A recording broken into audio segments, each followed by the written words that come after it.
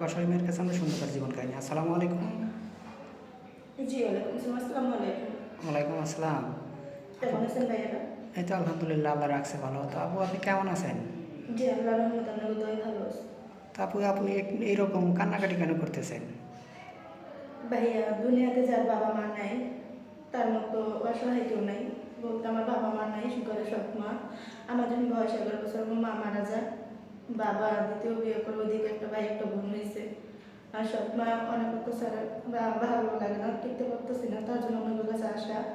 আর আমার বয়স 20 বছর চলে, বিয়ের উপযুক্ত অনেক অনেক অনেক ধরনের কথাবার্তা বলে। তো আর ভাই কি বলবো?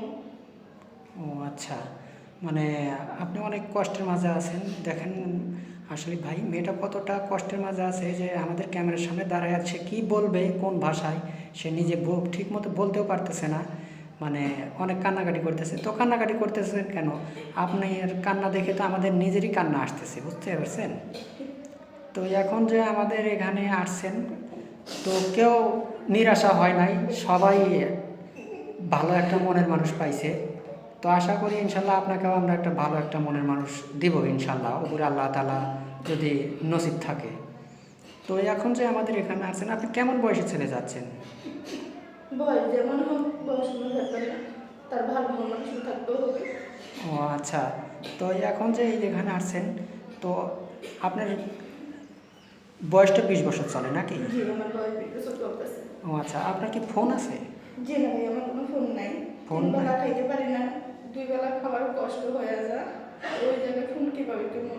ও আর আচ্ছা, ঘরে সৎ মা।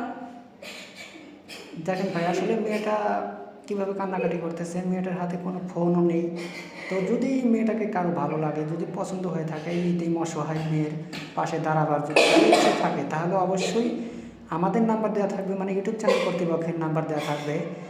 কেউ অযথা ভিডিও কল দিবেন না, মেয়েটার দায়িত্ব নিলে আমাদের সাথে যোগাযোগ করবেন, মেয়েটার সাথে আমরা যোগাযোগের ব্যবস্থা করে দিব। তো এখন যে এখানে আসছেন, তো আপনি কেমন ফ্যামিলি চাচ্ছেন? যত ফ্যামিলি যাচ্ছি। যৌথ ফ্যামিলি চাচ্ছেন, মানে বাবা মা শ্বশুর শাশুড়ি অর্থাৎ সবাইকে নিয়ে একসাথে থাকতে চান নাকি? জি, যেহেতু আমার বাবা মা নাই, শ্বশুর শাশুড়ি নেই, সবাই মিলে একসাথে থাকবো আর কি। ও আচ্ছা, মানে নিজের বাবা মার মতো থাকবেন নাকি? জি।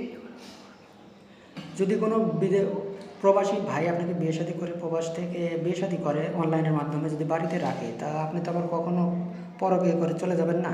জি না। সত্যি বলছেন তো? জি, সত্যি বলছি।